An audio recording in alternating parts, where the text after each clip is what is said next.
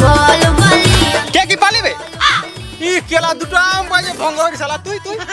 শালা ইন্দুর গতির মতন দু তিনটা জাম বাক আদে ভাই শালা কাটাল ভুগলো বড় আমি খাবো গায়ের লোক খাবো তা পুরো মানে বড় কি করে বিরাট করছিস রে 5 কেজির কাঁঠাল আর তুই এই বাগানটার একটা নিয়ম আছে জানিস তো কি নিয়ম শোন এই বাগান হচ্ছে আমার এই বাগানে যে যা চুরি করে সেগুলো তার পোঁজা ঢুকে না হ্যাঁ এটা কিরকম কথা হইল কথা নয় জামটা দে এই